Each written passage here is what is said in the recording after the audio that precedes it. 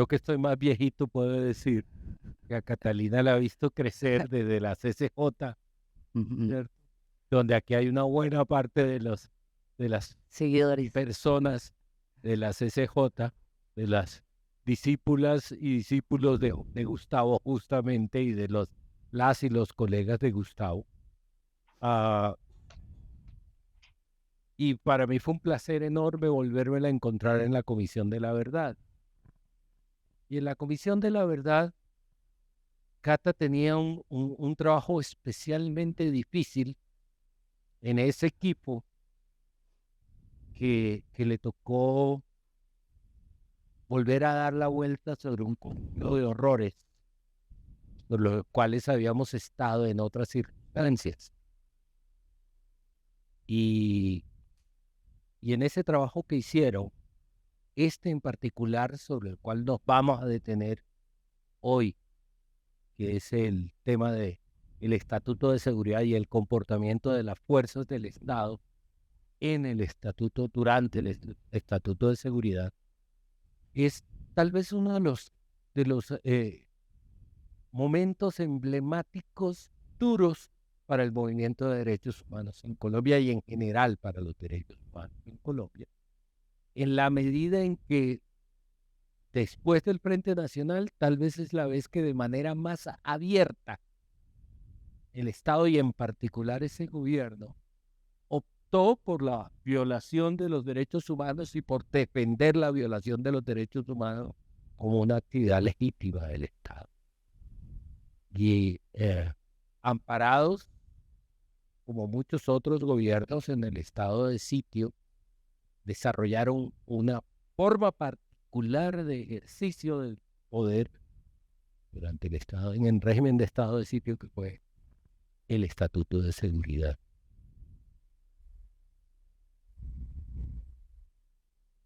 Para quienes no me conocen, soy Antonio Madariaga, miembro del Consejo Asesor de FIDERAR y por mi vinculación previa como asesor político de la presidencia de la Comisión de la Verdad, he estado en esta tarea alrededor de las tertulias.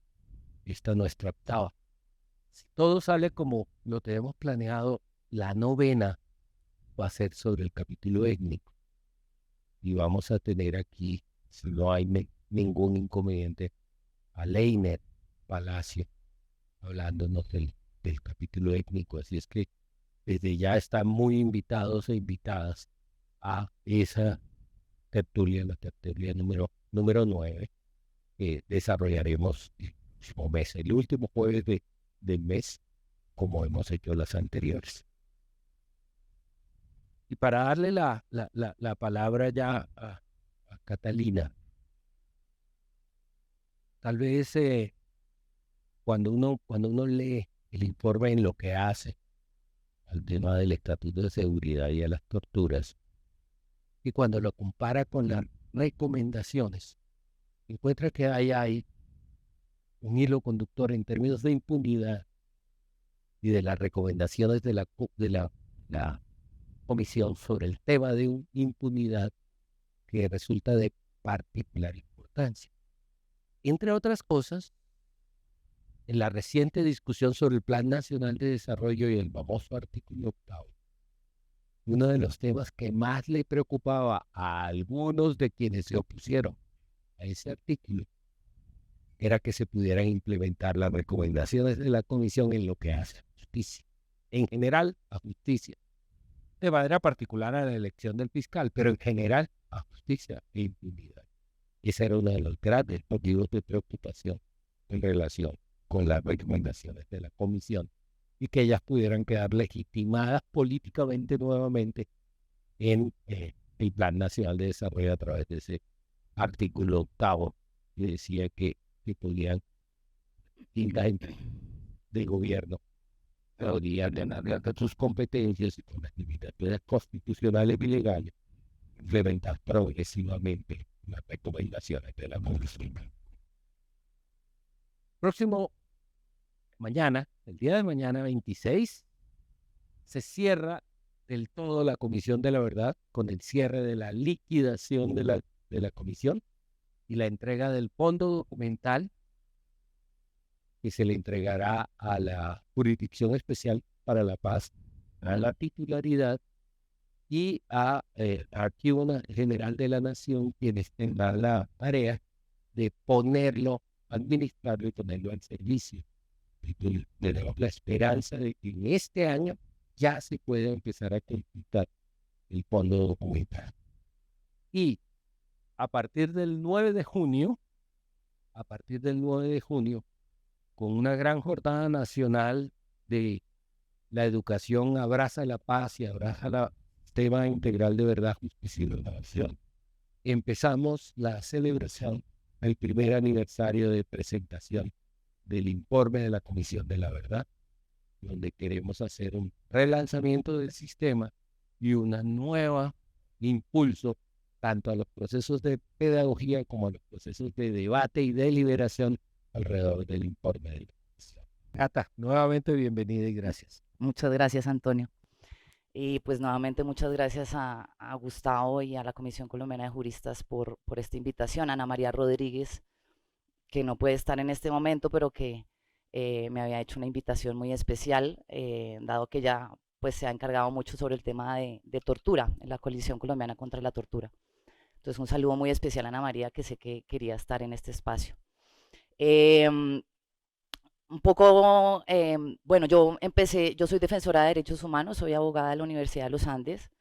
Empecé en este mundo de los derechos humanos en la Comisión Colombiana de Juristas, como lo mencionó Antonio, y allí pues conocí a muchos de los que están aquí presentes. Y en la Comisión de la Verdad, digamos, yo empecé a trabajar durante la etapa de alistamiento de la comisión hasta el 30 de junio, 2 días después de la entrega del informe de la comisión. Y digamos, mi intención en el día de hoy, aun cuando tuve 7 puestos en la Comisión de la Verdad, es concentrarme en uno de los trabajos que realicé más profundamente en la Comisión de la Verdad entre el año 2020, inicios del 2020 y inicios del 2022, más o menos, fue que se desarrolló esta investigación. Y pues quiero motivarlos a que se lean el informe, pero yo quiero contarles en esta reunión cómo fue que se hizo esa investigación. Mucho se dice de cuál es la verdad que dice la Comisión de la Verdad, cuál es la verdad que, si es la verdad del padre, si es la verdad de alguno u otro de los comisionados o de alguno u otro de los investigadores. Y pues yo quería contarles un poco cómo fue ese proceso y qué fue lo que fuimos encontrando en relación al Estatuto de Seguridad. Lo primero que quiero como comentarles es que pues yo nací en 1979, así que más allá de lo que podía escuchar de otras personas en relación a lo que había pasado en el Estatuto de Seguridad, y cuando yo llegué, por ejemplo, a la Comisión Colombiana de Juristas, pues tuve conocimiento de cosas que habían pasado durante el Estatuto de Seguridad, pero pues yo no tenía un juicio concreto al respecto, nunca había hecho una investigación al respecto. Nací en esa época, en marzo de 1979, en el primer foro de derechos humanos. Entonces, bueno, no sé si podemos pasar la presentación, porque sin presentación me pierdo un poquito.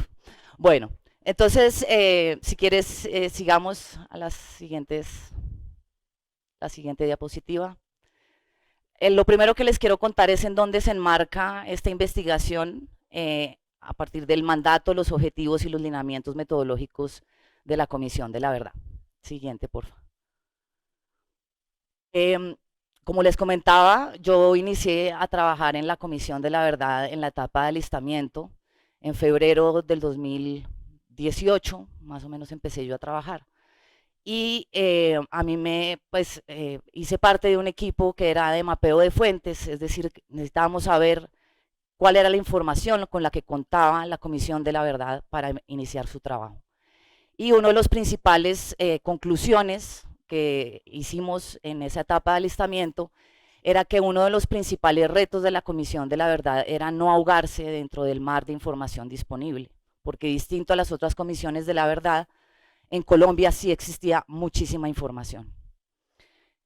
Entonces, bueno, Con esto en mente, los comisionados y comisionadas pues empezaron, y con su equipo empezamos el trabajo de la Comisión de la Verdad. Uno de los objetivos de la Comisión de la Verdad, que está establecido en el decreto 588, es contribuir al esclarecimiento de lo ocurrido, tratando de promover un entendimiento de todo lo que había pasado en la sociedad y sobre todo, lo dice el mandato específicamente, los aspectos menos conocidos del conflicto armado. Otro de los puntos claves en los que se enmarcó esa investigación era que la centralidad debían ser las víctimas. Como van a ver, principalmente este informe, este documento, esta investigación está hecha a partir de los testimonios de las víctimas de tortura, tanto que dieron en la época como que la Comisión de la Verdad pudo recoger 40 años después. También dentro del artículo 11, en donde se establecía el mandato de la comisión, el decreto establecía que la comisión debía esclarecer 11 puntos, pero yo trato de extraer algunos como los más importantes relacionados con la investigación, y son aquellas prácticas y hechos que constituyeran graves violaciones a derechos humanos e infracciones al VIH, que pudieran dar unas luces sobre el contexto histórico y las múltiples causas del conflicto armado. Y el mandato también nos pedía específicamente que más allá de ver las violaciones y los hechos que constituyeran graves violaciones a derechos humanos, era importante ver esos factores y las condiciones de persistencia. Algo particular de esta Comisión de la Verdad, distinto a otras comisiones de la verdad en el mundo, es que nuestro conflicto persiste. Entonces, en esa medida, para la Comisión de la Verdad, era muy importante identificar esos factores y condiciones que hacían que el conflicto persistiera. Y además de eso, también nos establecía que debíamos encontrar como cuáles habían sido las actuaciones de los diferentes actores del conflicto, en particular el Estado, así como las guerrillas, los grupos paramilitares y la sociedad en su conjunto. Siguiente, por favor. Cuando ya la comisión empezó en funcionamiento, digamos, la comisión sacó unos lineamientos, los comisionados y comisionadas sacaron los lineamientos metodológicos de investigación, que se llamó escuchar, reconocer y comprender para transformar. Allí, pues digamos, se trataba de concretar mucho más lo que implicaba ese objetivo de esclarecimiento. Entonces, lo que nosotros queríamos es tener una explicación comprensiva de todo lo que había pasado, que nos permitiera contribuir al derecho a la verdad de las víctimas individualmente y a la sociedad, y generar un análisis reflexivo sobre lo que nos estaba pasando. Es decir, la Comisión de la Verdad ya no iba solamente a quedarse a preguntarse el qué había pasado, por quién lo había hecho, cómo lo había hecho, en dónde lo había hecho, sino que lo más importante era tratar de entender por qué. El por qué era nuestra pregunta más importante y por qué persistía. ¿Por qué teníamos un conflicto de medio siglo y por qué continuábamos en el conflicto? Y dentro de esos, pues teniendo en cuenta un poco las conclusiones de esa etapa de alistamiento, en esos lineamientos metodológicos se establecieron unos criterios de priorización de los hechos a esclarecer. Una de las particularidades es que la comisión no esclarecía hechos particulares, sino patrones, ¿sí? La comisión no iba a determinar en un caso particular quién le había hecho qué a quién, sino quiénes le había hecho a quiénes, ¿sí? Y en medio de qué contexto había pasado todo eso. Y uno de los criterios de priorización, ahí menciono todos, pero uno de los criterios de priorización que nos llamaron a hacer esta investigación fue esos hechos que habían sido desconocidos o que habían sido silenciados. Algo de lo que nosotros habíamos podido saber en relación a esa época es que había denuncias de tortura, pero que habían sido negadas sistemáticamente por el Estado y el gobierno. También en estos lineamientos metodológicos de la investigación también se definió el periodo de esclarecimiento, que fue a partir de 1958, eso sin que significara que no pudiéramos ver el contexto y los antecedentes que nos permitieran entender bien qué era lo que estaba pasando, pero el esclarecimiento estaba centrado desde 1958. Los otros hechos se tenían como contexto que pudieran ayudar a esa comprensión. Siguiente, por favor. Siguiente, ahí, ya. También, pues entonces, dentro de estos lineamientos, se establecía que el primer paso del esclarecimiento era la escucha como eje principal de nuestra metodología. En razón de eso, la Comisión de la Verdad creó unos instrumentos propios de recolección de información, en el que yo participé a final de la etapa de alistamiento y al inicio pues del mandato formal de la Comisión de la Verdad. Allí se hicieron pues diseños de instrumentos metodológicos principalmente para desarrollar las entrevistas a las diferentes personas, que en realidad no eran entrevistas sino conversaciones dirigidas a partir de diferentes metodologías.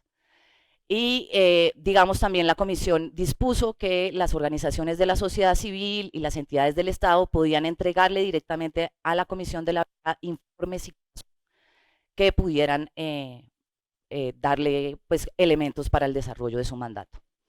Y el segundo paso del esclarecimiento era la identificación de patrones y contextos explicativos. Patrones se refería a los patrones de las distintas formas de violencia y de violaciones a derechos humanos e infracciones a derechos humanos, y también tratar de construir esos contextos explicativos. Si se dan cuenta, siempre el por qué nos está pasando era la pregunta más fuerte que se hacía la Comisión de la Verdad. ¿Y cuáles eran las fuentes? Pues las fuentes secundarias podían provenir de diferentes organizaciones sociales, comunidades, entidades del Estado, organizaciones internacionales, centros de pensamiento, etcétera, que podían hacernos llegar sus publicaciones, los archivos, documentos, bases de datos que tuvieran a su disposición. Y además de eso, el mandato también le daba la facultad a la Comisión de la Verdad para solicitar y revisar archivos reservados de instituciones del Estado. En particular, digamos, varios de los archivos que revelaban lo que realmente pasó durante el Estatuto de Seguridad estaban en los archivos reservados a los que tuvimos acceso. Y pues digamos, una de las partes más importantes de los lineamientos metodológicos de la investigación fue que la investigación debía ser principalmente inductiva y debía basarse principalmente en la contrastación de fuentes. Inductivo en el sentido de que la información que fuéramos recabando y fuéramos encontrando nos empezara a dar luces de lo que era necesario esclarecer. No era que Catalina Lleras llegara con una idea de lo que debía esclarecerse y hiciera mi doctorado o mi maestría en la Comisión de la Verdad. Siguiente. Sí. Bueno, vamos aquí en el desarrollo de la investigación. Ahora entonces les voy a contar un poquito cómo se desarrolló la investigación. Como les dije, si quieres pasemos a la siguiente. Siguiente, dale clic a la otra para ver si se me ocultan todas. Ah, no. Entonces, no, devuélvemela. Porque tenía para que fueran apareciendo paulatinamente, pero no. Falló. Nosotros, como yo les decía, yo inicié en la etapa de alistamiento de la comisión, en donde hice el mapeo de fuentes. Posteriormente, integré un equipo que era de apoyo a entrevistas, en donde desarrollaba entrevistas a diferentes personas sobre diferentes violaciones a derechos humanos, hacía apoyo a las territoriales, etc.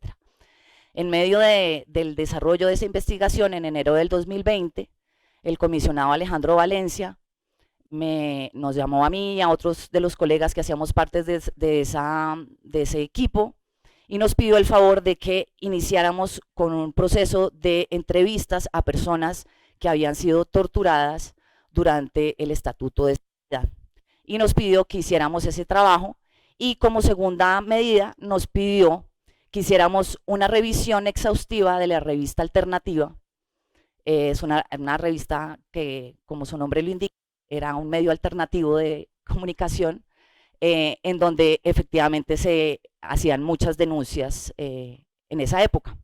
Y entonces el comisionado nos pidió el favor de que ayudáramos con un grupo de voluntarios a sacar un listado de las víctimas que aparecían allí en Revista Alternativa. Era un ejercicio que en principio llegaba hasta allí. Sin embargo, eso lo hicimos entre enero y febrero del 2020 y con lo que fuimos recabando nos dimos cuenta que había mucha información y que había material para eventualmente sacar un caso. Entonces, empezamos a extender, digamos, como todas las cosas y a partir de ese momento, en abril del 2020, si no estoy mal, se hizo la primera entrega, la primera versión del informe y a partir de entonces, digamos, yo quedé como encargada de realizar esa investigación específicamente. Y entonces, bueno, en el informe que se concluyó, pudimos entrevistar a 25, pues tuvimos 25 entrevistas, 24 entrevistas individuales, una colectiva. De esas 24 entrevistas individuales, 18 entrevistas eran de víctimas de tortura durante el Estatuto de Seguridad, campesinos, estudiantes, simpatizantes de las FARC, del M-19, del EPL, digamos un sinnúmero de personas. Una entrevista a un militar de la época que fue testigo de cómo estaba distribuido el Cantón Norte durante la época de las detenciones y torturas, y 5 entrevistas a expertos y testigos de la época, defensores de derechos humanos principalmente y académicos.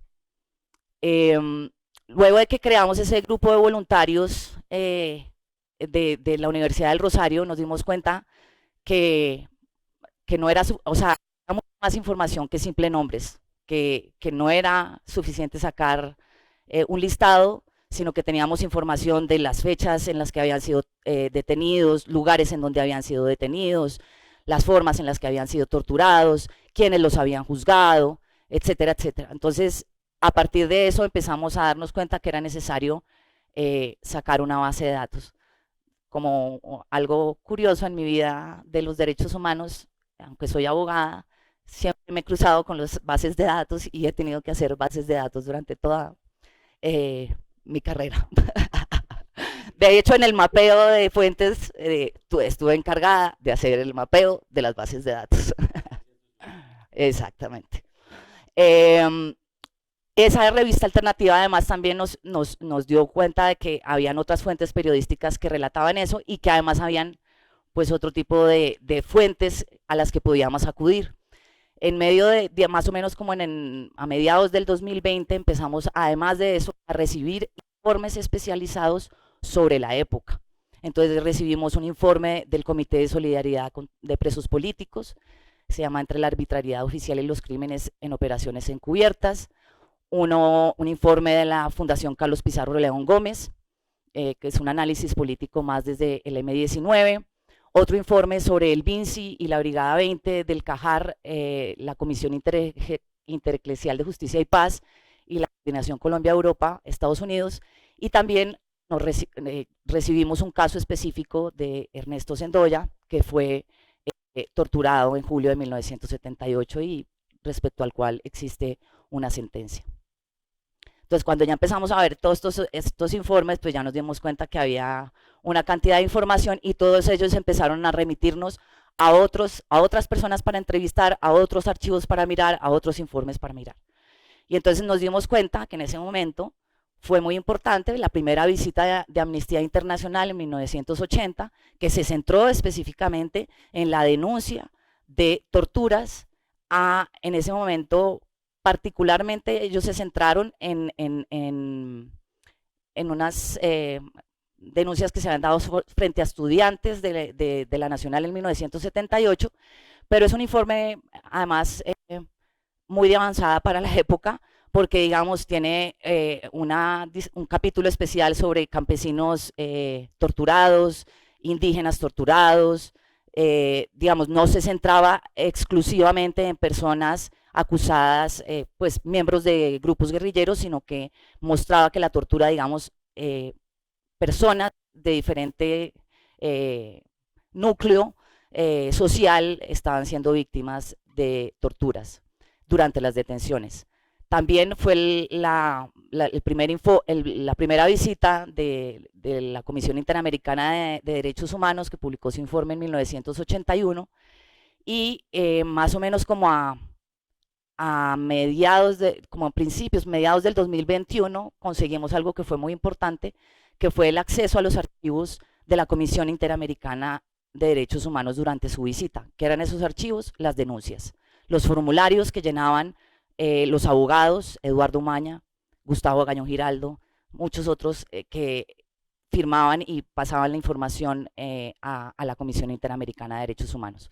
También existía una publicación muy importante de la época, que es el Libro Negro de la Represión del Comité de Solidaridad con Presos Políticos, y encontramos también un libro específico de Odilio Méndez, que fue un director de medicina legal, que fue destituido luego de sacar, pues, decir que a partir de dictámenes legales, que efectivamente estudiantes de la Universidad Nacional habían sido torturados en 1978, y hay un libro específico sobre la tortura y tratos crueles que sacó Odilio Méndez a través del Comité de Solidaridad con Presos Políticos. También encontramos un libro específico del CINEP sobre tortura en el Caquetá entre 1979 y 1981, y encontramos los libros del Foro Nacional de Derechos Humanos y del Comité Permanente de Derechos Humanos, y a un libro específico que tiene testimonios específicos particularmente, que se llama Represión y Tortura por el Comité Permanente de Derechos Humanos. A partir de la revisión de todas estas información, pues nos empezamos a preguntar, bueno, habían denuncias, organizaciones de la sociedad civil estaban denunciando, organizaciones internacionales venían y denunciaban, pero ¿qué estaba haciendo el Estado? ¿Qué estaban haciendo las instituciones del Estado? En medio de eso, entonces encontramos, curiosamente, que existió una comisión accidental en la Cámara de Representantes para investigar las violaciones a derechos humanos en noviembre del 78, en donde dijeron que efectivamente hubieron torturas, y también hubo una comisión del Consejo de Bogotá que fue a visitar a presos políticos en abril de 1979, y se hicieron las respectivas audiencias en el Congreso y en el Consejo de Bogotá para denunciar todo esto.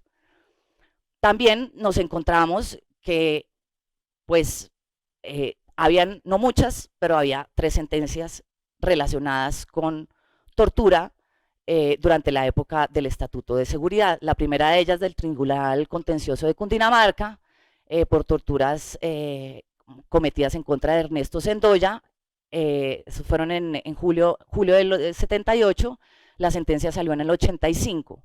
Hubo otra sentencia del Consejo de Estado en el caso de Olga López contra el Ministerio de Defensa. Ella fue detenida y torturada en enero de 1979 en el Cantón Norte y en las cuevas del Sacromonte, en Facatativá, y la sentencia de ella salió en 1985, en junio de 1985. Y también encontramos otra sentencia del Consejo de Estado por la muerte, por el asesinato, después de la tortura, de Jorge Marcos Zambrano, que era un integrante del M-19, que fue detenido, torturado y asesinado en el batallón Pichincha en Cali. En 1980, si no estoy mal, la sentencia de él salió en 1988. Y digamos, cuando empezamos a revisar toda esta información, pues siempre nos hablaban todas las fuentes del artículo 28 de la Constitución Nacional, que permitía la detención de personas durante 10 días antes de ser llevadas a órdenes de un juez, pero esas órdenes no salían por unos jueces o unos fiscales, sino salían de unas actas de consejos de ministros, según lo establecía el artículo 28 de la Constitución Nacional. Y todo el tiempo nosotros lo que veíamos en las denuncias era que no sabíamos si efectivamente esas actas de consejos de ministros existían o no existían, porque los abogados de la época no tuvieron acceso a ellas, a pesar de que las solicitaron en muchas oportunidades. La Comisión de la Verdad tuvo acceso en finales del 2021, ya cuando ya estábamos casi terminando la investigación, de 35 actas de consejos de ministros, todas ellas eh, eh, expedidas durante el Estatuto de Seguridad. Y además de eso, ya a principios del 2022, cuando ya yo estaba haciendo los últimos ajustes del informe, aparecieron dos expedientes de la Procuraduría Delegada para la Policía Judicial, porque tampoco entendíamos cómo era posible que no hubiera ningún tipo de investigación de la Procuraduría General de la Nación. Entonces, como todo este marco de fuentes, fue que logramos nosotros construir el informe de la Comisión de la Verdad, y a partir de la contrastación de fuentes fue que pudimos hacerlo. A partir de esto, entonces, decidí hacer una base de datos de víctimas de tortura durante el Estatuto de Seguridad, que pues acompaña también este informe. Este caso es anexo al tomo sobre violaciones a derechos humanos, que se llama Hasta la guerra tiene límites. Afortunadamente tengo la copialina allí. Si quieres la siguiente, por favor. Bueno, entonces, como les digo, yo no tenía ni la menor idea, sino que yo había nacido en 1979 y que en esa época estaba Turbaya Yale, que se aplicaba el Estatuto de Seguridad, pero yo realmente no sabía mayor cosa de lo que había pasado en esa época. Entonces me puse a leer, por ejemplo, un libro de mi maestro Gustavo Gallón Giraldo, 15 años, sobre los estados de sitio. Y entonces encontré pues que efectivamente durante el siglo pasado Colombia permaneció durante estados de sitio todo el tiempo. No era la excepción, sino la regla. Y eso implicaba, ¿qué implicaba? Pues implicaba que se concentraban los poderes en el Ejecutivo, pero digamos, algo particular, ¿no?, que a mí me llamó la atención, es que todas esas declaratorias de estados de sitio fueron declarados por considerar turbado el orden público, pero todos ellos fueron decretados por manifestaciones sociales. En ninguno de los casos, digamos, fue por un acto de un grupo guerrillero, aun cuando las medidas sí se aplicaban para controlar, pues digamos, para enfrentar las acciones armadas de los grupos guerrilleros. Pero digamos, eso es algo bien particular. Esas facultades extraordinarias que se le daban al Ejecutivo para expedir decretos con fuerza de ley, se convertían en leyes ordinarias y además implicaban restricciones de derechos y libertades. Además de eso, habían pues medidas represivas en contra de universidades públicas y sindicatos, militarización de territorios, nombramiento de militares como autoridades administrativas, alcaldes y gobernadores. La justicia penal militar empezó a juzgar a civiles y con el paso del tiempo cada vez más se le iba ampliando la competencia a la justicia penal militar para juzgar a civiles. El primer presidente, si no estoy mal, que empezó a aplicar la justicia penal militar para civiles fue Guillermo León Valencia, si no fallé en mis clases de historia. Y pues evidentemente que hace esas declaratorias de estado de sitio es desdibujar la división de poderes. Entonces, si bien, aun cuando siempre hemos oído que Colombia es la democracia más antigua de América Latina, digamos, con leerse uno ese libro de Gustavo Gallón se da uno cuenta, no es así, que no hemos sido la democracia más antigua de América Latina y que eventualmente, lo digo yo, no digo que lo diga la Comisión de la Verdad, a mí me parece que, digamos, fue una dictadura constitucional lo que existió durante el Estatuto de Seguridad. Pero bueno, eso es algo mío. Siguiente, por favor. Y pues quería traerles el artículo 28 de la Constitución, pues porque, digamos, no en todas las ocasiones en las que se decretó estado de sitio, entiendo yo, que se aplicó el artículo 28 de la Constitución del 86, pero durante el Estatuto de Seguridad sí se aplicó el artículo 28 de la Constitución del 86, que permitía la detención de personas sospechosas de atentar contra el orden público hasta por 10 días antes de ser presentadas ante un juez. Bueno, allí está, no les voy a leer si quieres sigamos. Y entonces, algo que nos empezamos nosotros a preguntar, bueno, como bueno, ¿qué era eso previo a la adopción del Estatuto de Seguridad? ¿En qué estábamos en Colombia? La década de los 70 está caracterizada por la protesta social y la consolidación de las organizaciones guerrilleras. En octubre del 76 hubo una huelga de trabajadores de seguros sociales. En esa época estaba López Miquelsen de presidente y a raíz de eso se decretó el estado de sitio, que permaneció hasta el nombramiento de Julio César Turbay Ayala en 1978. Luego, en agosto del 77, el M-19 secuestró al exministro de Agricultura Hugo Ferreira Neira. Luego fue el paro cívico de septiembre del 77.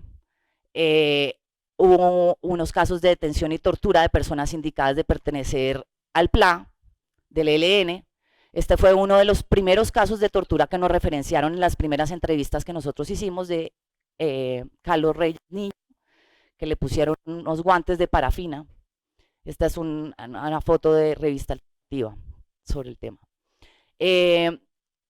Previo a finales del 1978, una carta de altos mandos militares pidiéndole a López Miquelsen fortalecer las medidas para controlar el orden público. Y en agosto de 1978 es elegido Julio César Turbay Ayala como presidente. Siguiente, porfa. Esta es la carátula de Revista Alternativa cuando fue nombrado Turbay Ayala como presidente. Entonces, cuando Turbay Ayala asume como presidencia, estaba en vigencia el estado de sitio declarado por López Miquelsen. Y embestido en esas facultades extraordinarias del estado de sitio declarado por López Miquelsen, Turbay Ayala expidió el decreto 1923, que era el Estatuto de Seguridad. El Estatuto de Seguridad en sí mismo que contiene, pues dispuso la creación de nuevos tipos penales, el aumento de penas de algunos delitos y la ampliación de la competencia de la justicia penal militar para juzgar delitos cometidos por civiles. Según el libro de Gustavo Gallón, para esa época el 30% de los delitos del Código Penal eran de competencia de la justicia penal militar. Eso es una barbaridad. Y bueno, el 12 de septiembre del 78 es asesinado el exministro Pardo Huelvas, un poco al aniversario del paro cívico. Se comete este asesinato que es reivindicado por el ADO. Esas personas que integraron el ADO fueron posteriormente detenidas y torturadas en 1979 y fueron llevados a la isla Gorgona. Tuvimos pues los testimonios de esas personas durante la tortura. Siguiente, por favor. Siguiente, por favor. Uy. Sí. Uy, mire, túrbase para.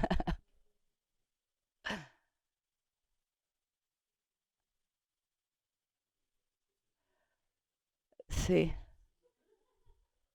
Listo. Entonces, digamos, cuando nosotros empezamos a ya decir, bueno, sí, tenemos un caso sobre tortura durante el Estatuto de Seguridad, pero nosotros podemos decir que solamente a partir del Estatuto de Seguridad se cometía la tortura en Colombia o había antecedentes de eso.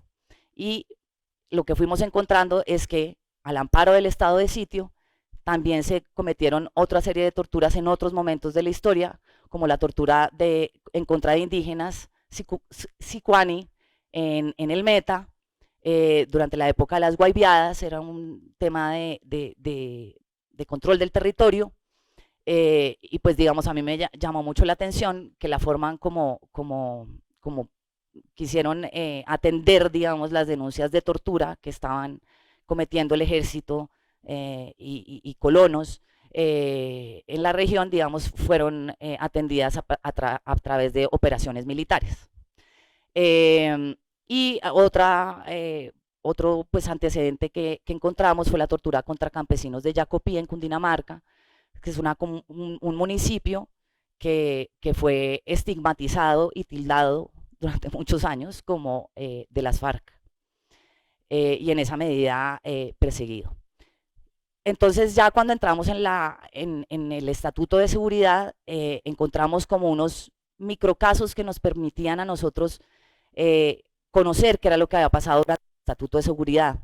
Entonces esos microcasos fueron uno que lo llamamos la puesta en práctica del Estatuto de Seguridad Nacional, que fueron las detenciones y torturas de 22 estudiantes de la Universidad Nacional, el Externado y otras universidades, en octubre de 1978.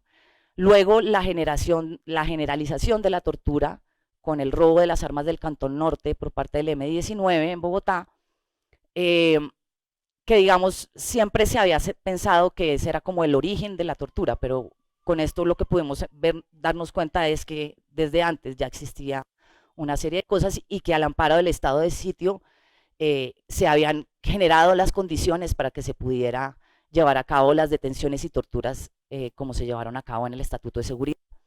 Y también nos dimos cuenta que el 81 y el 82, digamos, si bien hay un poquito, bueno, un poquito suben las cifras porque tenemos mucha información del Caquetá, lo que podemos darnos cuenta es que las torturas ya no son en los centros urbanos, sino que empiezan a trasladarse a la ruralidad con la dificultad que existe para denunciar, y sobre todo en la época, hechos cometidos en esos lugares.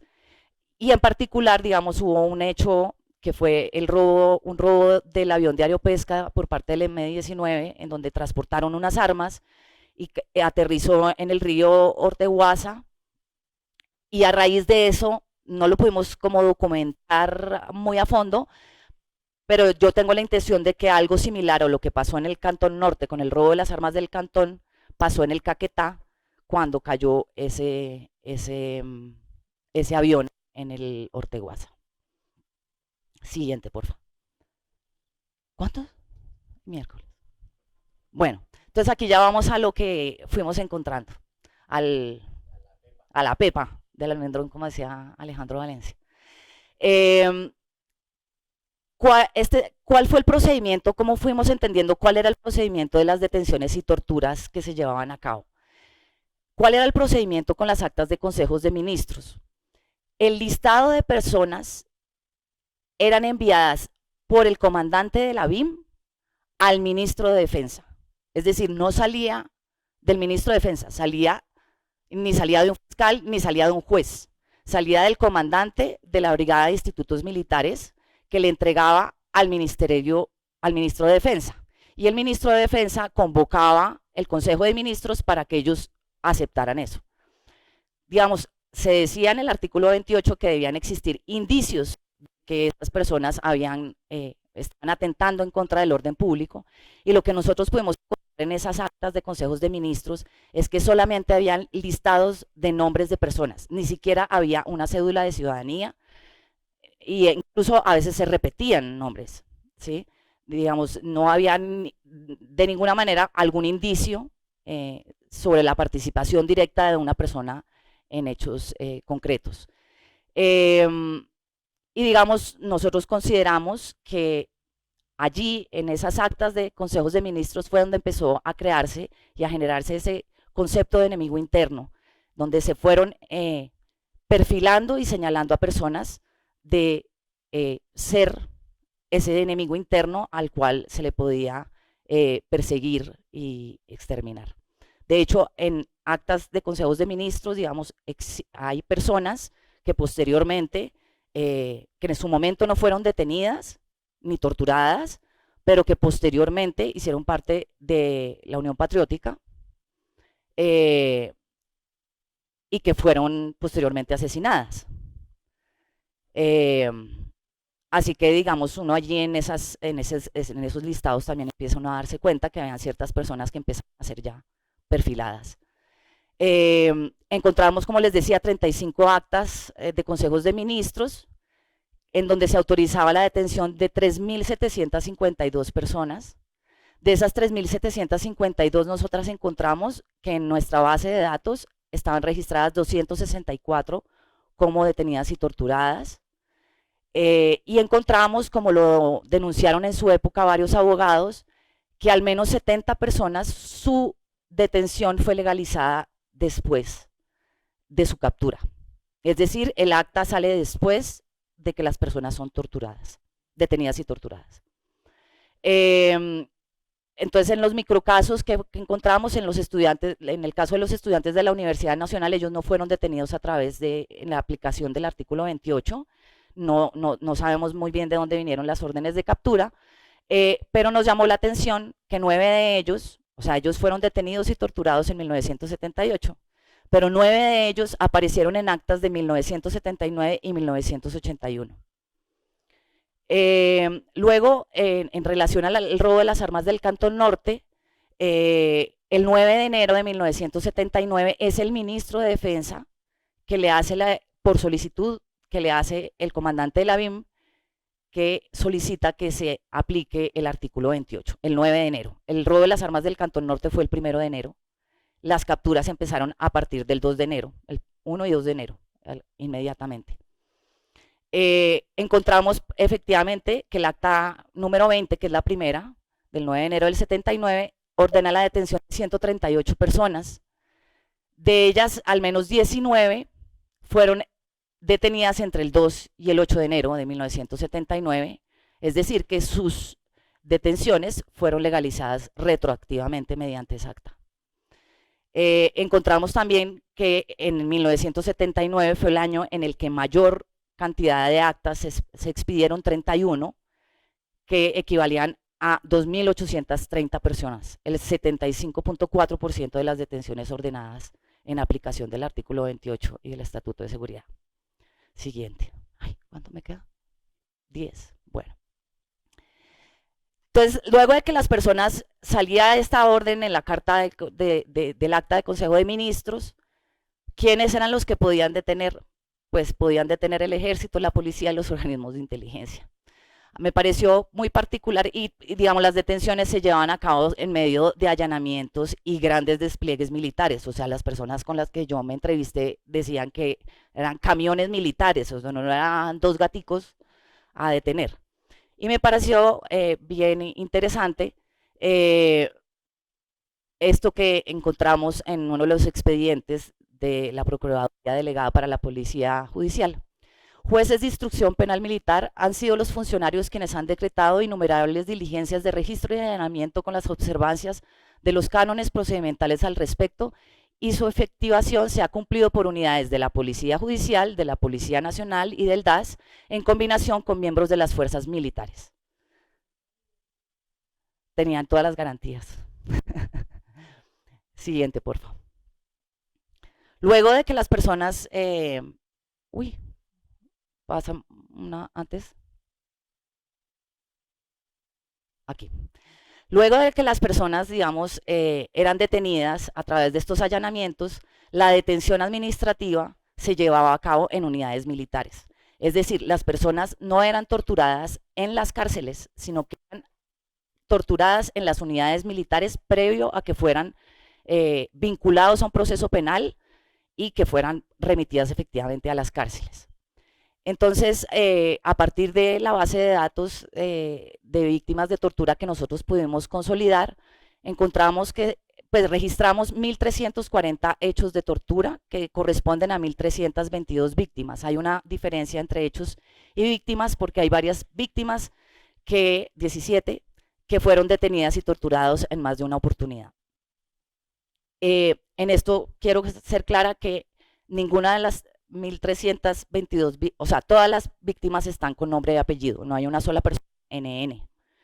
Y todas ellas, para que pudieran ser incorporadas en la base de datos, tenían que describir de alguna manera cómo habían sido torturadas. No, salvo que existiera una fuente, como en el caso de Caquetá, que no teníamos muchas fuentes que nos permitieran como conocer más al respecto y contrastar, pero digamos, esas considerando la calidad de la fuente, que era muy particular en ese momento, y la seriedad que consideramos que tuvieron al recoger esa información, pues fueron incluidas, pero tenía que haber algo que nos dijera que habían sido torturadas, no era suficiente con que hubieran sido detenidas.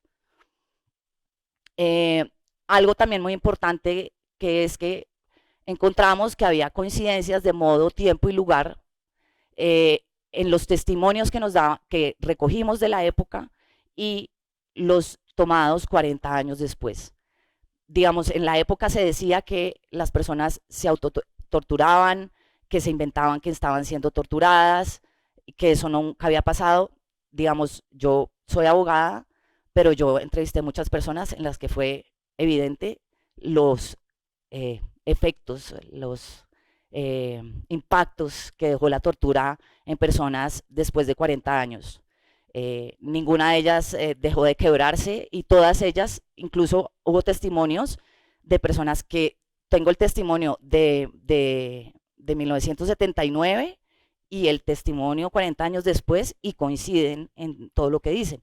Incluso personas que dicen, no, mientras yo estuve detenida en tal lugar, yo vi que estaba esta otra persona. Entonces, digamos, yo ya ahora, pues se me ha ido borrando, pero en esa época yo tenía casi que la capacidad de hacer un mapa de cómo habían sido y por dónde habían transitado las diferentes hechos de tortura. Además encontramos que había una disposición interna al interior de las unidades militares para realizar las torturas. En el caso de estudiantes del 78, una rotación entre diferentes unidades militares. En los testimonios no había mayor descripción de los lugares, en el caso de los estudiantes del 78, pero en el caso del Cantón Norte sí encontramos muchas descripciones sobre lo que pasaba en las caballerizas del Cantón Norte. Había una división específica, había un lugar que se llamaba el Picadero, que era donde estaba el galpón, que es donde uno alcanza a ver cuando va pasando por la séptima, en donde quedaban los caballos. Allí había una serie de catres en donde estaban las personas.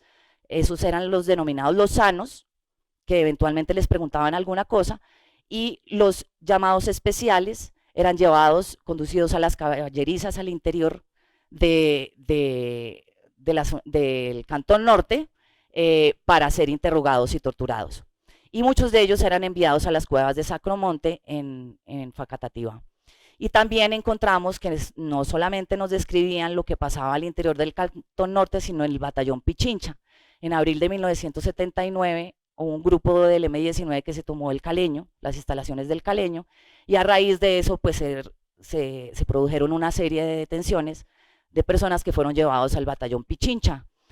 En el batallón Pichincha había un lugar que era la remonta, son las caballerizas del batallón, y las personas también decían que las personas eran conducidas a una piscina del casino de suboficiales, en donde muchas personas fueron torturadas e incluso fue asesinado Jorge Marcos Zambrano, el integrante del M-19 en 1981.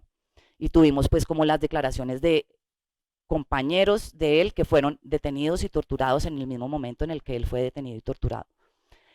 En relación a los métodos de tortura, digamos, no voy a extenderme mucho, pero digamos, todo lo que uno ve que pasó en las dictaduras del Cono Sur, pues yo nunca me lo imaginé, pero aquí en Colombia pasó. Todos eran, pues digamos, la violencia sexual era un método de tortura frecuentemente usado. Digamos, la Comisión de la Verdad tiene un concepto amplio de la violencia sexual. Casi que todas las personas, si no puedo decir todas, fueron sometidas a desnudez, que ya en sí mismo es una violencia sexual. Hubo violaciones en contra de hombres y mujeres. A los hombres había muchos golpes en contra de los golpes en los genitales. Mujeres embarazadas también fueron torturadas. También niños y niñas fueron detenidos junto con sus papás. El caso de Olga López es particular. A Olga la detuvieron junto con su niña de 5 años, y a la niña de 5 años participó durante una etapa del interrogatorio. La niña fue grabada y posteriormente las grabaciones de la niña le fueron puestas a su mamá para que ella se autoinculpara, en fin. Hay algo particular, y es que los métodos de tortura con el tiempo se van refinando para no dejar huella. Los detenidos permanecen en calidad de detenidos desaparecidos, hay que decirlo, porque digamos, estaban sometidos a una etapa de incomunicación que no les permitía ni que los familiares pudieran ni siquiera saber en dónde estaban detenidos, ni las condiciones en las que estaban, no podían comunicarse con sus abogados mientras permanecían en las unidades militares. A partir de 1980, las personas son asesinadas como consecuencia de las torturas. Hay algo que me hizo falta a mí como poder identificarlo, y es que yo creo que en la medida en que las torturas fueron bajando, otras violaciones a derechos humanos fueron subiendo, como el asesinato y la desaparición forzada específicamente. No era tan útil torturar porque las personas quedaban vivas y había la posibilidad al menos de denunciar, mientras que a partir del asesinato y la desaparición forzada, pues era posible ocultar la tortura. Encontramos que muchas personas permanecieron detenidas en unidades militares más de los 10 días, estableció en el artículo 28, personas 30 días detenidas en unidades militares. Y encontramos pues que el fin de la tortura era obtener información, la delación y la autoinculpación e incluso el señalamiento de familiares. Supongo que ya tengo que parar aquí, pero puedo... Sí, como para terminar el siguiente, porfa. Eh, porque quería mostrarles un poco cómo fue el juzgamiento. Luego de que las personas estaban en las unidades militares, las indagatorias las rendían en la escuela de infantería, en donde estaban los juzgados de instrucción criminal, al otro lado de la séptima. Y encontramos en varias ocasiones que muchos de quienes habían ido a las indagatorias en la noche eran llevados, conducidos a las cuevas del Sacromonte para nuevamente ser torturados. Y se denunciaban, había muchos casos en los que durante las indagatorias se denunció la tortura, pero la justicia penal militar no le dio mayor relevancia y no siguió. Hay algo, me pareció interesante, dentro del expediente de la Procuraduría Delegada ante las fuerzas militares, dice: por economía procesal se ha acordado entre los jueces de instrucción penal militar y el juez de primera instancia que las personas contra quienes se profiera auto de detención en la presente investigación permanezcan en las instalaciones de la Escuela de Infantería de Usaquén a efectos de tenerlas más a la mano para la práctica de surtimientos judiciales, desde aquí se ve sufrimientos, y una vez se haya acumulado el mayor caudal probatorio, serán remitidas a los centros carcelarios del caso. Es decir, esto era legal, no era ilegal. Obviamente había una falta de independencia e imparcialidad de parte de la justicia penal militar, digamos, eso lo sabemos, pero por ejemplo es bien particular el comandante de la Brigada de Institutos Militares, el mismo que pasa el listado de personas para que las detengan, era el juez de primera instancia en el proceso en contra del M-19. Hay algo también particular: después de que las personas rendían indagatoria, les pedían que firmaran actos de buen trato para luego ser trasladados a los centros carcelarios. Obviamente habían muchas denuncias de la obstaculización al ejercicio del derecho de defensa. Militares fueron nombrados como abogados defensores en varias oportunidades. Yo leí un caso, uno en particular, que decía: el mismo persona que me torturó está siendo mi abogado defensor. La justicia penal militar, como les decía, desestima por completo las denuncias por tortura durante las detenciones. Los dictámenes de medicina legal que empieza a ordenar la justicia penal militar se toman de manera tardía. En el caso, por ejemplo, de Olga López, ella menciona en una de las entrevistas que a ella le tomaron los exámenes periciales 60 días después, cuando ya no quedan signos ni de equimosis, ni raspaduritas, ni nada. Y digamos, pues todas estas personas eran juzgadas en consejos verbales de guerra, eran juicios colectivos contra organizaciones guerrilleras, no era, pues hay un principio del derecho penal, yo no me siento tan abogada, pero hay un principio del derecho penal, y es que pues a ti te tienen que decir específicamente a ti de qué te están responsabilizando, no pueden ser como juicios colectivos, ¿sí? Hay que haber una individualización en las investigaciones. Siguiente, por favor. Aquí, bueno, digamos, era lo que pasaba. Yo solamente quería como destacar lo que les decía al inicio. El Congreso y el Consejo de Bogotá fueron escenarios de denuncia de torturas en el 78 y en el 79. También encontramos una referencia que no pudimos investigar, pero que la Comisión de la Asamblea de Antioquia también hizo una visita a presos en la cárcel de Bellavista en julio de 1979. Sigamos, por favor. Algo que pues a mí me llenó de orgullo en medio de tanto desazón, pues fue encontrar que en realidad el Estatuto de Seguridad fue el escenario en el cual surgió el movimiento de derechos humanos en Colombia para denunciar la tortura durante el Estatuto de Seguridad. Como les mencionaba, se llevó a cabo el primer Foro Nacional de Derechos Humanos, la visita de Amnistía Internacional, en donde Amnistía Internacional calificó como una práctica sistemática. En esa época no se hablaba de sistematicidad, pero allí lo consideraban como una práctica sistemática de tortura. Y la visita de la CIDE, que pues también fue muy importante. Ellos venían a presenciar la etapa pública de los consejos verbales de guerra, identificaron 31 unidades militares donde se estaba practicando la tortura, y dentro de las recomendaciones que hizo la Comisión Interamericana fue la reglamentación del artículo 28, que tarde, pero en su momento llegó, que se reglamentó a través del decreto 3642 en el 81. Creo que ya, siguiente. Bueno, las investigaciones de la Procuraduría por hechos de tortura, esto sí ya lo último. En el caso de los estudiantes, como les mencionaba, hubo una comisión investigadora de la Procuraduría General de la Nación y del Instituto Nacional de Medicina Legal, que concluyó que los estudiantes sí habían sido torturados, 22 estudiantes sí habían sido torturados. Sin embargo, cuando salió este informe el 6 de octubre del 78, al día siguiente, si no estoy mal, fue destituido el director de Medicina Legal, y a raíz de ello, la Cámara de Representantes creó una comisión accidental para que se llevaran a cabo, para que se retomaran esas investigaciones que había hecho la policía, la Procuraduría, perdón. Y incluso en las sesiones de la Cámara de Representantes, Odilio Méndez, el exdirector de Medicina Legal, dio declaraciones y dijo que él pues sí había identificado que las personas habían sido torturadas. Sin embargo, la Justicia Penal Militar asume la investigación en noviembre de 1978 y no encuentra mérito para abrir un consejo verbal de guerra por torturas en marzo del 79, y digamos ahí quedan como empantanadas las investigaciones.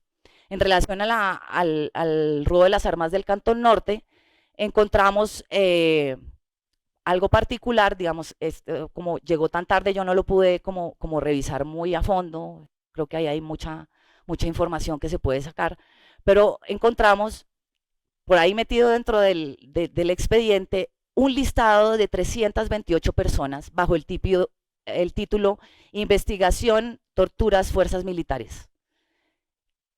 Personas que habían denunciado haber sido víctimas de torturas. De esas 328, nosotros identificamos que 89 estaban en nuestra base de datos.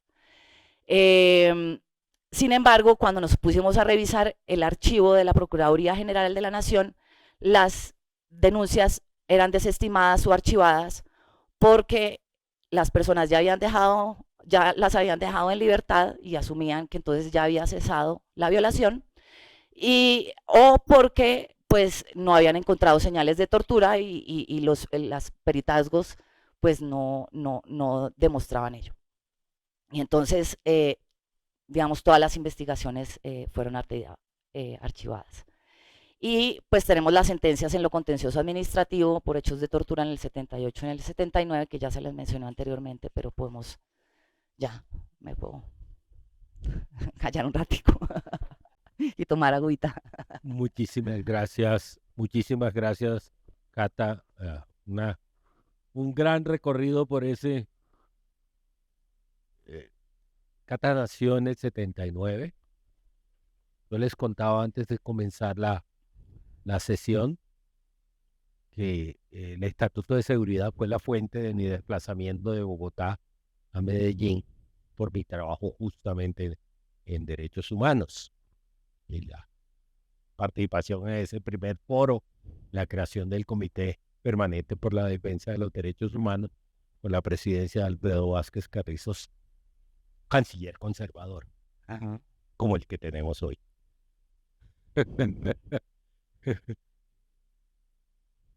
Ahora queremos abrir el micrófono a la conversación, pero yo quiero dejarte una pulguita en la oreja sobre un elemento que en la comisión fue muy importante para nosotros y nosotras. Es que en términos generales todas estas violaciones a derechos humanos si bien eran cometidos por miembros de los cuerpos de la fuerza pública y de los cuerpos de inteligencia, la pregunta es cuál era el comportamiento de la parte civil y en particular de esos ministros en esos consejos de ministros donde se hacían las respectivas actas. Te lo dejo esa pulguita porque si quiero abrir el micrófono para los participantes. Carolina. Catalina, muchas gracias. Una excelente presentación y un trabajo muy grande. Gracias. Yo tengo muchas preguntas, pero te voy a dejar solo dos. Ok. La primera es, bueno, sabemos que fue muy difícil que los militares, el Ministerio de Defensa contribuyera con la verdad y los organismos de inteligencia entregaran información a la comisión. Yo me pregunto, ¿qué aportó ese militar de la época con el que ustedes hablaron? Él cómo explicaba lo que sucedía en esa época, él cómo comprendía las torturas en ese momento y de pronto cómo dialogaba ya pasando tanto tiempo sobre esos hechos. La segunda que me impresionó mucho es que creo que en Colombia no se ha conversado, no se ha evidenciado la violencia sexual contra los hombres como sucedió en los casos de Chile y Argentina, que después de muchos, muchos años los hombres torturados empezaron a hablar de lo que a ellos también les pasó. No sé si pudiste profundizar eso, no sé si en otras partes del informe de la comisión se ha hablado, se ha abordado de la violencia sexual contra los hombres en esa época. Y por último, a mí siempre me preocupa es el daño psicosocial del investigador, de la investigadora. ¿Sí? Uno cómo hace después de tanto tiempo leer eso, como tú decías, uno lo lee, se da cuenta que está ahí escrito, pero uno vuelve y habla con las víctimas y uno se queda con esos relatos, ¿cierto, Catalina? Uno sueña, sufre con esos relatos. Me gustaría que de pronto nos contaras un poco más de eso aquí, la experiencia humana tuya como investigadora. Bueno, ¿Bien más? Vamos. Bastante y mientras tanto, comentarios o preguntas, lo mismo me avisan por favor si hay comentarios o preguntas en la virtualidad. bueno, en relación a lo que me preguntas sobre el militar de la época, digamos, él no era uno de los responsables. Él sabía, él entraba al Cantón Norte y él nos hace descripciones es de lo que encontró. Entonces, leer lo que nos dice en un momento. Donde había cada caballo, había un detenido. Y eso tenía un centinela y tenía un interrogador, un equipo de interrogadores. Uno por caballeriza, caballos muy poquitos habían, la mayoría los habían sacado para los jardines de salto exterior. En esos galpones grandes que yo le digo, los jardines de salto cubiertos, estaban las personas, dependiendo de la cantidad de personas que había, cada 20, cada 10, cada tantos metros pegados a las tablas, ahí agachados, sentados en el piso porque no había asientos. Me acuerdo de haber visto algunos tapados con la cabeza así, con las fundas para que no se vieran, pero los veía uno allá sentados. Él hace como descripciones es en general sobre eso porque él, digamos, no estuvo involucrado directamente en las torturas, sino que es en relación a un caso que él hace referencia a lo que pasaba durante el Estatuto de Seguridad. Él en algún momento también hace referencia a lo que les decían las actas de buen trato, y él dice que sí, que a ellos les ponían a que tenían que firmar esas actas de buen trato, pero que a ellos en esa época no le hablaban mucho de derechos humanos.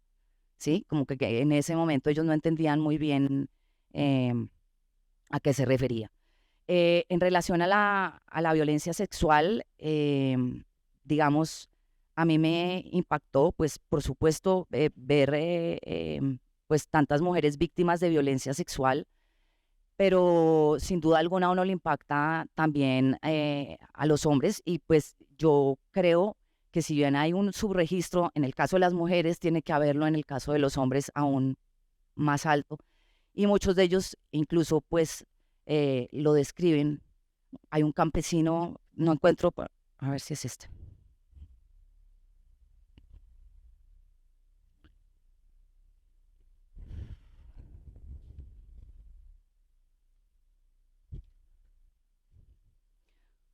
Cuando llegó la noche me hicieron desvestir y me metieron de nuevo a la pila por varias veces. Los golpes nunca dejaron de dármelos. Después me llevaron a un prado y amenazaron a darme con un palo por todo el cuerpo, espalda, brazos y piernas. Luego me hicieron poner en cuatro, o sea, arrodillado y con las manos en el piso. El que me estaba dando comenzó a hurgarme con el palo en el ano y me decía que me lo iba a meter, hasta que mis fuerzas no dieron y me tocó decirles lo que querían, que yo soy militante del M-19. Si yo no les he dicho esto, me hubieran violado. Y digamos, hay varios que también describen eso en particular. Hay un tomo del informe de la Comisión de la Verdad que está referido específicamente al tema de género y violaciones en contra de mujeres, hombres, en fin, y violencia sexual. Entonces, yo creo que ahí puedes como conseguir mayor información. Y en relación a la salud mental, pues he sido víctima, o sea, tuve un ataque de pánico en la época del estatuto, pues cuando estaba escribiendo el estatuto, porque particularmente con estas cosas de que no se vaya a repetir, que no se vaya a repetir, cuando yo estaba escribiendo esto en el 2021, como en junio, julio del 2021, que estaba en pleno el paro, pues allí en ese momento se estaba hablando de decretar un estado de sitio, el tema de las torturas, etcétera, y yo decía, se está repitiendo, ¿no? Y en esa época, pues, digamos, estuve en un muy mal momento y, digamos, lo que he hecho es descansar desde que se terminó la Comisión de la Verdad y me he recuperado bastante bien, pero sí es algo muy duro, digamos, dentro de la Comisión de la Verdad existía un equipo psicosocial que nos daba espacios, etcétera, para poder hablar, pero digamos, hay ciertas cosas que se le salen a uno de las manos, porque el equipo psicosocial también tenía que estar pendientes de las víctimas, ¿sí? Entonces era un poco difícil también poder al mismo tiempo estar pendiente de nosotros, los investigadores e investigadoras. Pero sí, pues uno va aprendiendo, digamos, también a mí incluso el hecho de que hubiera sido mi año de nacimiento también me implicó muchas cosas en lo personal, ¿no? Pero bueno, ¿no? Yo creo que pues lo quita, pero ahí estoy bien, ahí sigo. Todo, Digamos, esto a mí me impactaba mucho porque cuando uno lee como los testimonios de las personas que eran torturadas en el Cantón Norte, uno dice, y la gente que pasaba ahí enfrente no veía nada, no se daba cuenta de nada. O sea que yo después de que escribí esto y pues estábamos en plena pandemia, y una vez que tuve que pasar por el cantón, yo decía, miércoles, pues aquí, ¿cómo la gente no se podía dar cuenta de eso, ¿no? Y pues para nosotros siempre fue una pregunta, bueno, el procurador, ¿no? Los ministros, que hacían al respecto? Y lo que encontramos es pues mucho silencio y pues continuar con la negativa de que aquí no estaba pasando nada de eso. Y un poco en medio de todo como existía esta legalidad, ¿sí? Porque dentro de toda la arbitrariedad había una legalidad, ¿sí? Entonces, como decía en estos días mi compañera Iris Marín, me invitó a dar una charla con unos estudiantes del Rosario y yo les decía, pues me preguntaban sobre el abuso de autoridad y yo decía, es que además es que abusar de la autoridad cuando tenían toda, o sea, era demasiado, cuando había un abuso de autoridad, había un real abuso de la autoridad, porque habían muchas cosas que eran legalmente permitidas.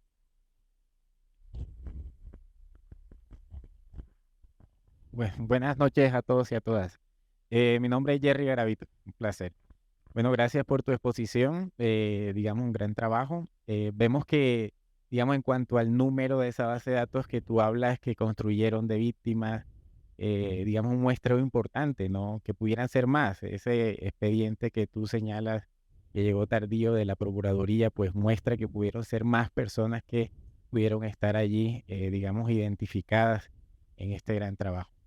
Pero mi pregunta, digamos, en razón a todos esos nombres que tú señalas, que conocemos y que pues tenemos la posibilidad de saber sus nombres y ustedes tuvieron esa posibilidad, en cuanto a caminos de búsqueda de justicia, ¿no? Si bien tú decías que en un principio fueron desestimadas las denuncias. Ya han pasado 40 años, ¿no? Alcanza la investigación alcanzó a conocer si esas personas tuvieron tal vez alguna respuesta de la justicia, aunque tardía, o si ese es hoy aún una deuda pendiente que tenemos como Estado y como sociedad, ¿no? En Colombia. ¿Qué dice la investigación sobre eso? Pues yo creo que es una deuda. Solamente existen 3 sentencias de tribunales administrativos en donde se declaró la responsabilidad del Ministerio de Defensa. Responsables individuales pues no se conocen. La Comisión de la Verdad tampoco tenía dentro de su mandato el establecimiento de responsabilidades individuales, sino colectivas. Entonces, pues digamos, nosotros no podemos, pero pues sí, claramente eso es una gran deuda. Y si estoy mal en la parte de recomendaciones, tratamos de incluir un poco algo sobre el tema, sobre todo en materia de memoria, eh, poder hacer algo, al menos en materia de memoria, si no es posible, digamos, como avanzar en eso. Ahora, em, como te digo, la Procuraduría, las investigaciones, nosotros encontramos 2 expedientes desordenados que no tenían forma, que nos llegaron tarde, entonces no los pude como revisar muy a fondo, pero yo estoy segura que allí puede emerger mucha más información y pues eventualmente eh, pues los abogados también, defensores de derechos humanos también pueden encontrar ahí un camino, ¿no? Es como lo que pasa con las comisiones de la verdad, ¿no? Las comisiones de la verdad como lo que hacen es mostrar un escenario de lo que pasó y a partir de ello pues pueden iniciarse diferentes iniciativas. Gracias. Iris.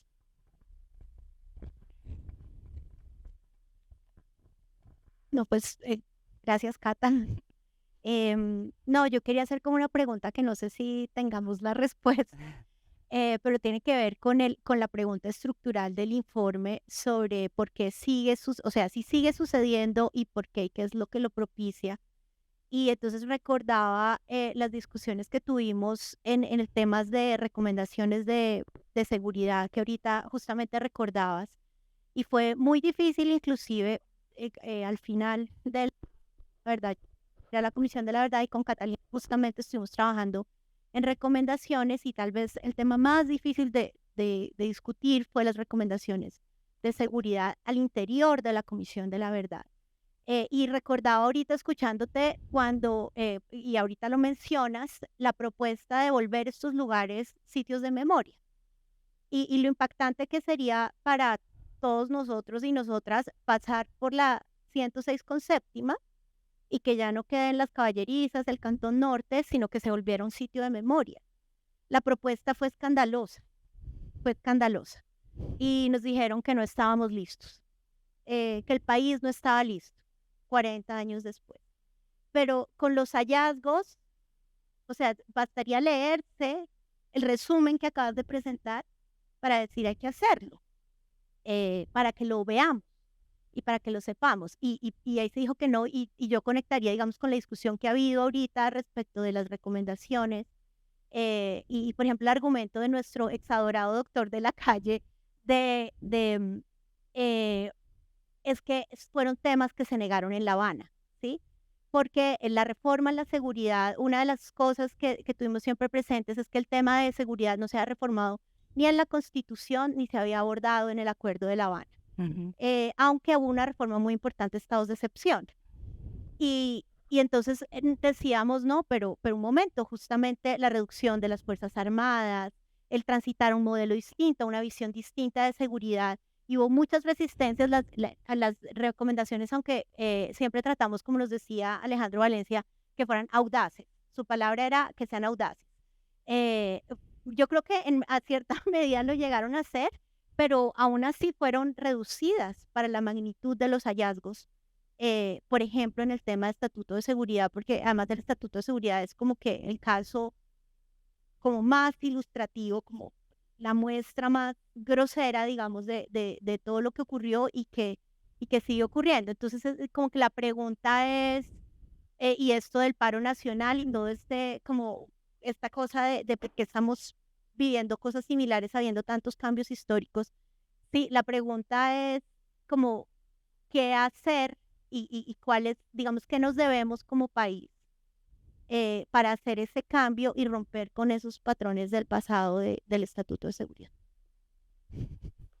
La pregunta del millón, ¿o qué? Eh, em, pues, digamos, a mí, digamos, yo siento que este caso, digamos, y era como lo siguiente como que quería mencionarles, este caso, digamos, sirvió para, en el capítulo de hallazgos, en materia de seguridad, digamos, fue una constante, una referencia constante a lo que ha pasado durante el Estatuto de Seguridad. Sobre todo en lo que tiene que ver en materia del concepto de seguridad, porque allí estaba el concepto de seguridad nacional de esa época, y también la idea que tenemos del enemigo, ¿sí? Yo creo que esas son las dos cosas que se mantienen de una forma muy fuerte, porque digamos, la justicia penal militar, si bien digamos existe todavía un fuero de la justicia penal militar y existen pues como discusiones, hemos tenido varios problemas en relación a eso, digamos, ya como que existe un camino, ¿sí? Más lejos de que se repita, ¿sí? Em, y lo que tuvo que ver con los estados de excepción, digamos, afortunadamente la Constitución del 91 en eso nos ayudó bastante y el artículo 28 fue eliminado por completo de la Constitución, pero digamos, queda en la cabeza de todos cuál es el enemigo al que hay que perseguir y digamos, en el caso de la tortura, a ese enemigo se le puede hacer cualquier cosa, que eso fue a mí lo que me impactó, ¿sí? Porque si eres el enemigo, o sea, esa sociedad justifica que a esa persona le hagan cualquier cosa. Y digamos, la tortura está prohibida internacionalmente en cualquier circunstancia, en cualquier circunstancia. Entonces, digamos, me preocupa mucho que, digamos, el tema de que se mantenga esa idea de seguridad pueda seguir reproduciendo esto con lo que venimos ya con el chip metido entre la cabeza y lo que tiene que ver con el enemigo. ¿Quién es el enemigo y qué se le puede hacer al enemigo? Porque, bueno, puede ser el enemigo, pero el enemigo lo podemos detener. Pero el enemigo no tenemos que llevarlo hasta el lugar de la humillación y de la deshumanización. Entonces, pues no sé, yo creo que, y tal vez en lo mío personal, yo siento que como sociedad nos merecemos hacer un análisis, una reflexión sobre cómo vemos al otro. Y el otro no es alguien de Cafarnaún. Cómo nos vemos entre nosotros y cómo tramitamos nuestras diferencias ideológicas sin tener que matarnos continuamente. Eso.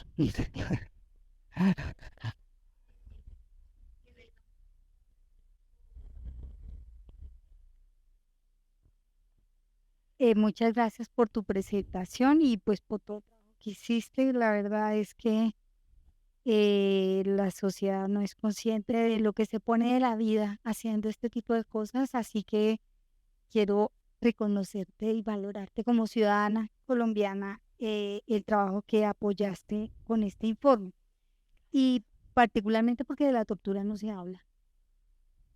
Y la tortura es un hecho invisibilizado no solamente por las razones que has explicado, sino por la actitud permanente de las autoridades en relación con este crimen, que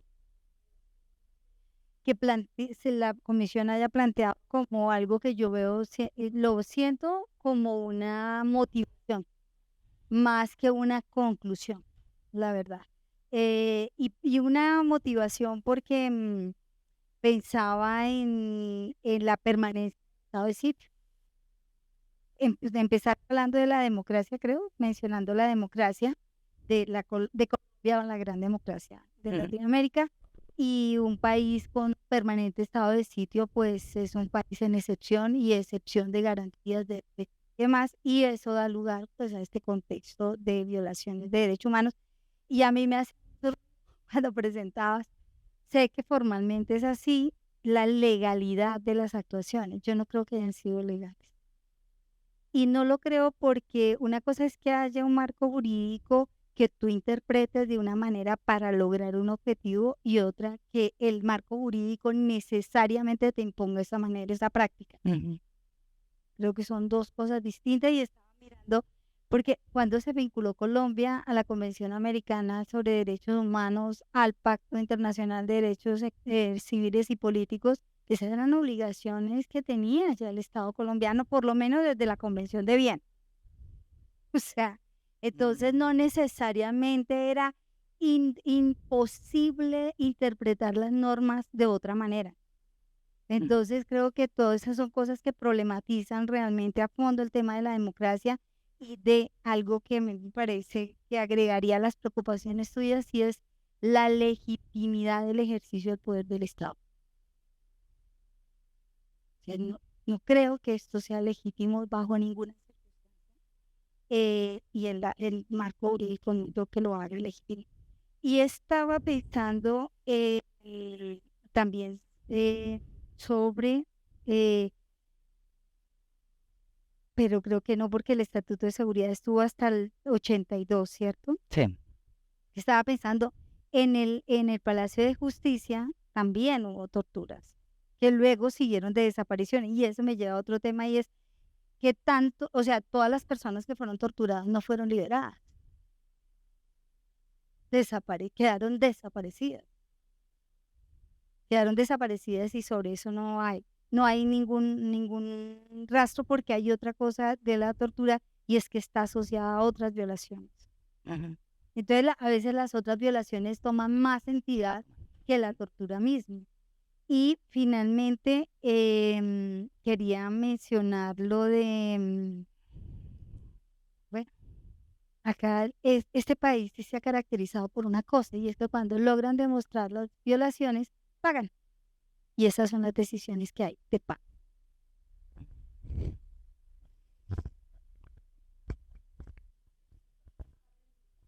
Solo quería como mencionar en relación a lo que decía Luz Marina, luego de que yo empecé a trabajar en el informe del estatuto, en el documento del estatuto, también empecé a hacer como un análisis de la violencia, de la violación, de tortura específicamente, y un capítulo de esos está en el informe, en el tomo de violaciones a derechos humanos.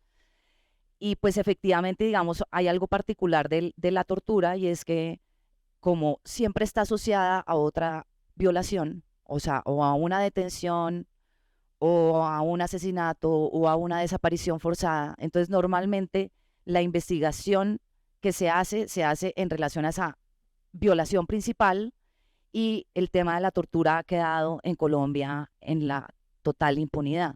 O sea, yo no pude profundizar mucho más en ese pedazo, pero digamos, yo creo que la tortura en Colombia, digamos, no ha sido bien investigada ni desde entonces ni hoy en día.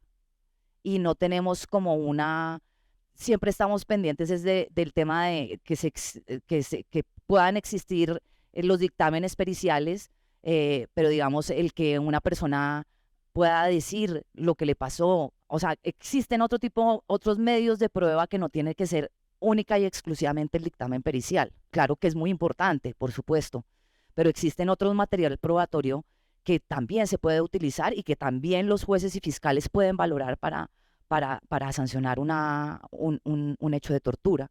Entonces yo creo que pues es una deuda muy grande en temas de persistencia, el tema de la tortura, porque existe, y no solamente los agentes de seguridad, o sea, nosotros pues documentamos las guerrillas de las FARC, del ELN durante el reclutamiento, también cuando hacen secuestros, someten a las personas a torturas. Los militares también lo hicieron, previo a las masacres, durante las masacres, en los asesinatos selectivos, digamos. Entonces, como que también hay como un desconocimiento en general en Colombia sobre lo que ha representado la tortura y, a mí es que me impactó mucho entrevistar a las personas víctimas de tortura.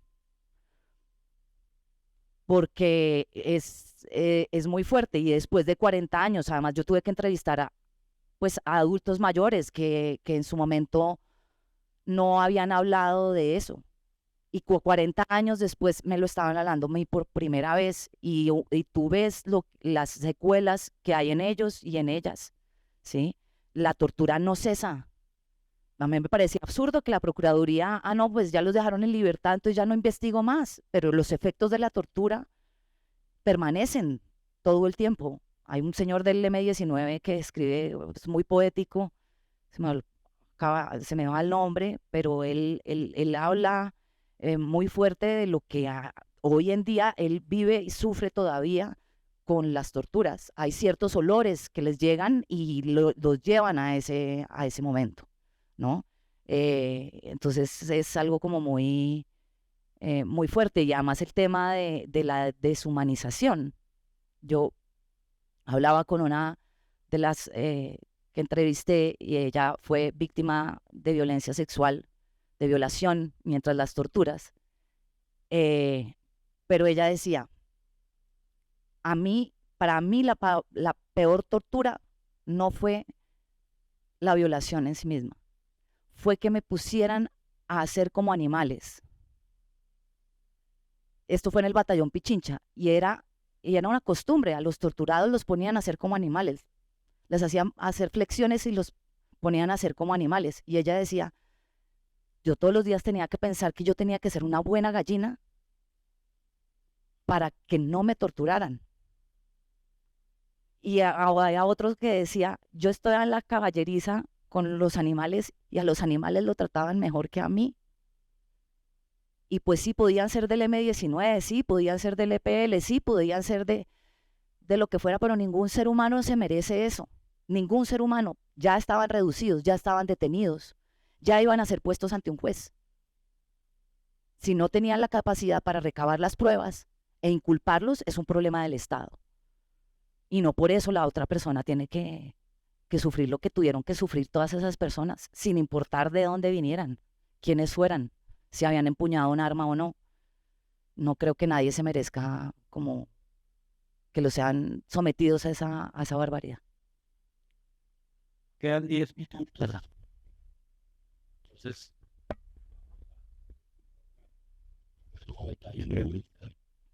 y es una pregunta, bueno, gracias, Cata. Mi pregunta es, la revista Alternativa me causó mucha curiosidad. No, yo no pertenezco a este mundo, no sabía que existía.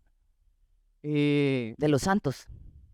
Entonces, pues, sí, es otra, me imagino.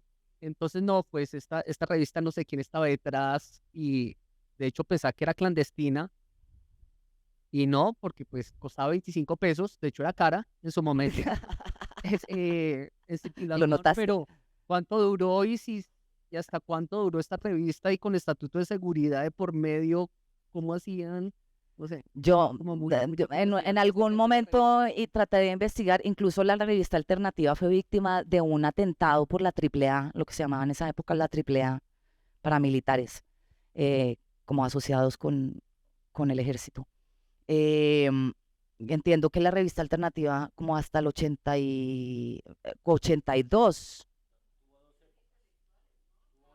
Gabriel García Márquez hacía parte. Exacto.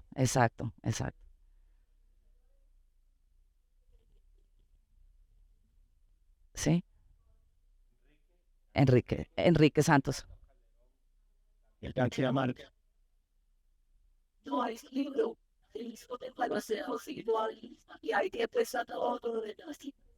José Vicente Cataraín, y hay un libro de La Oveja Negra, justamente, que era la editorial donde se publicaba Alternativa, y fue una de las fuentes. Ajá. Es súper interesante, esa revista es súper interesante, es valiosísima, porque además ahí tenían los testimonios completos, cosas sobre lo que estaba pasando pues en el sur, sí, en Argentina, en Uruguay, y todo el tema. Era una revista de circulación nacional.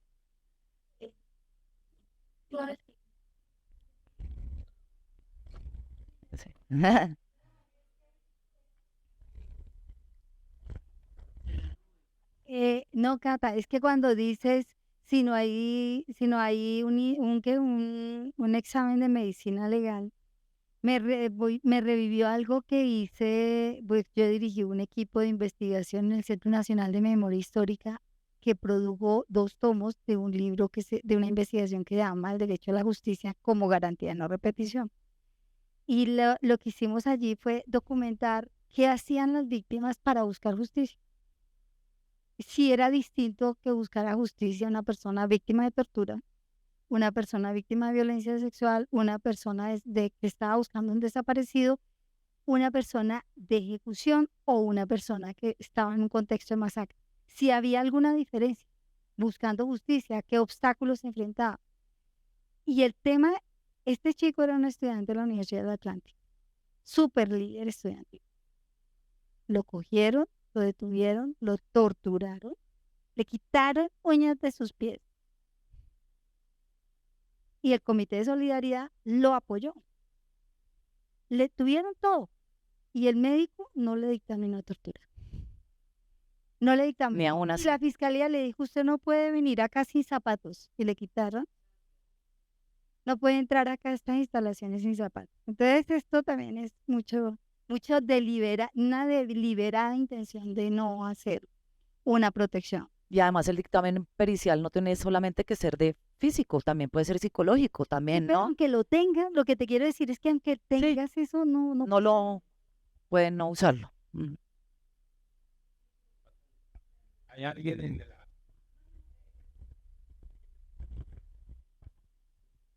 Uy, Gustavo está todavía, Gustavo está despierto. Antes, Ay, antes de darle la palabra a Adriana y Gustavo a cerrar esta sesión, yo quisiera señalar 2 cosas muy en la línea de la pregunta que se hacía Iris. Si hay en las conversaciones que hemos tenido con Fuerza Pública temas que les sean absolutamente sensibles, son Estatuto de Seguridad y Torturas y falsos positivos. Son los cocos. Si nosotros y nosotras en este país no logramos una deliberación sobre la seguridad, sobre la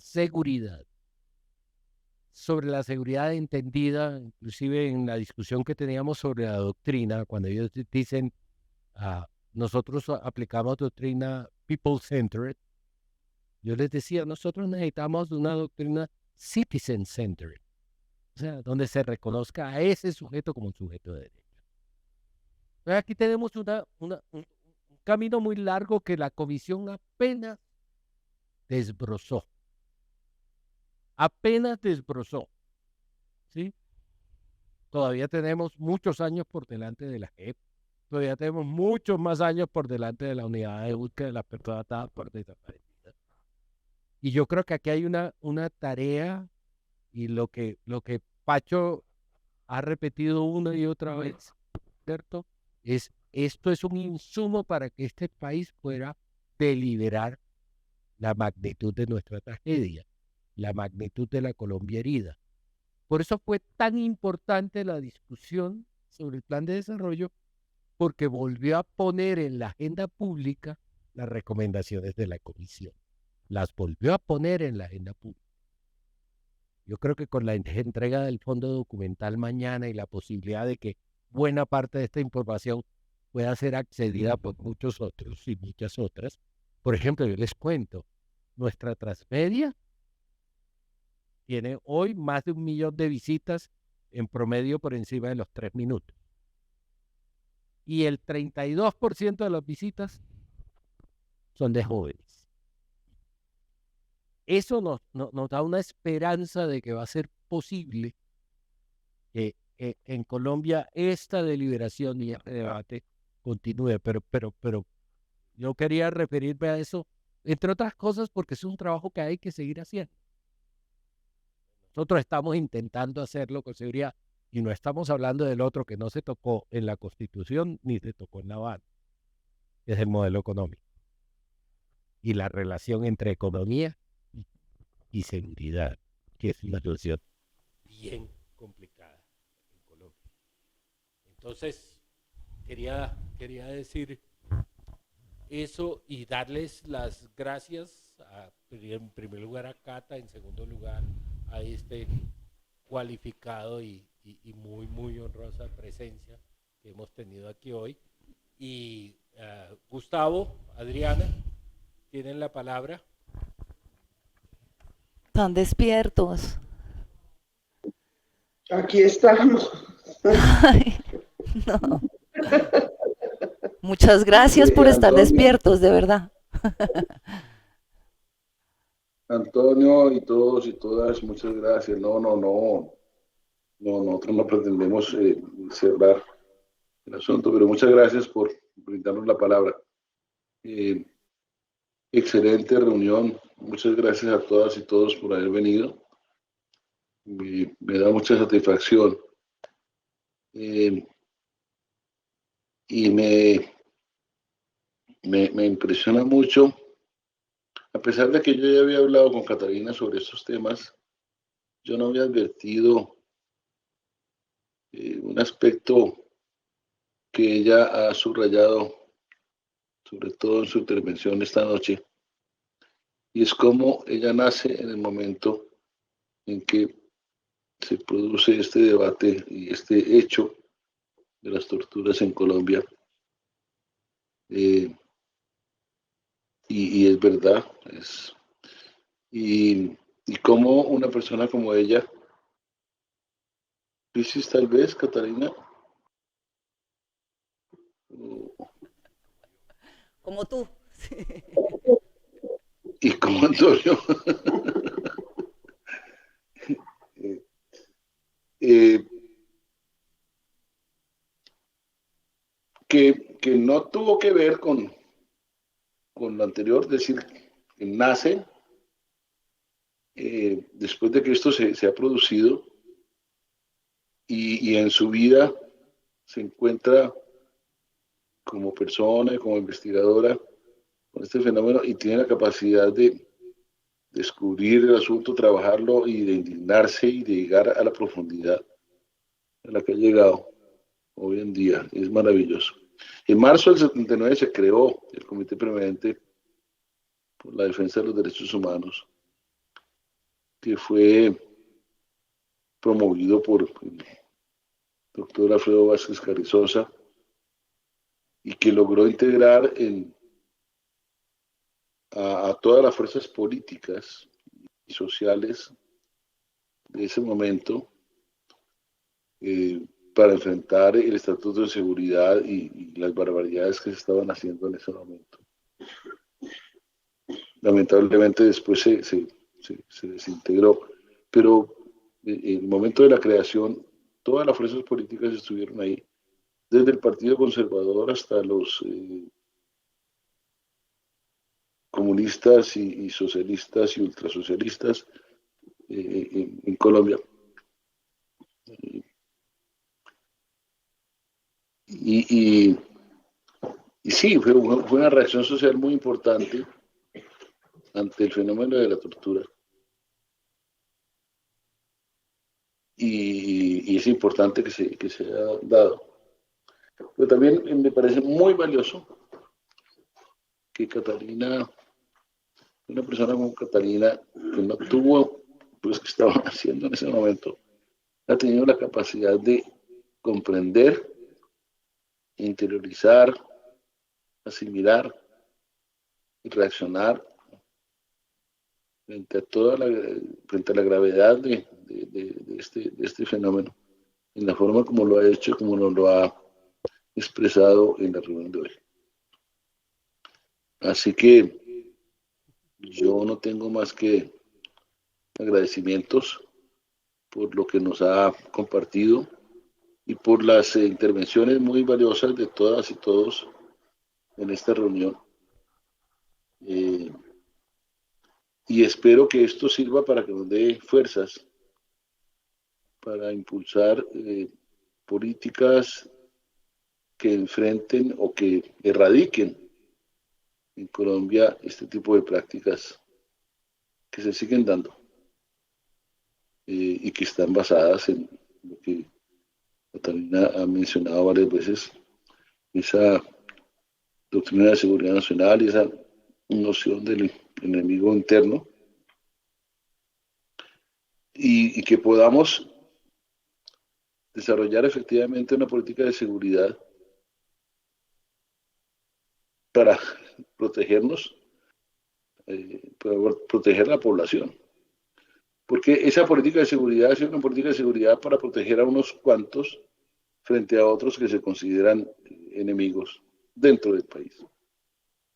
Y eso es evidentemente hoy en día equivocado. Bueno, podría decir muchos adjetivos para descalificarlo, pero pues basta con decir equivocado. Y por supuesto necesitamos seguridad, pero la seguridad es seguridad. Y la otra seguridad es seguridad para unos e inseguridad para otros y para muchos. Y aquí necesitamos una política de seguridad humana, como la ha llamado el gobierno, que nos proteja a todas las personas sin discriminación y sin prácticas inhumanas en relación con cada uno de nosotros. Bueno, solamente quería expresar mi complacencia por lo magnífica de esta reunión y mandarles un saludo muy cordial, muy cariñoso a todas y todos. Bueno, un abrazo. Un abrazo, Gustavo. Chao. Muchas gracias, Gustavo. Hay una parte que hay que hacer aparte de alternativa. Un seguimiento del tema de la tortura en el Cantón Norte a partir de las caricaturas de Osuna. Ajá, también, Osuna hizo todo un recorrido sí. en caricaturas sobre las torturas y puso a hablar los caballos del Cantón Norte. Sí. Por cierto, también un caricaturista conservador. Muchas gracias. Muchas gracias. Muchas gracias a todos.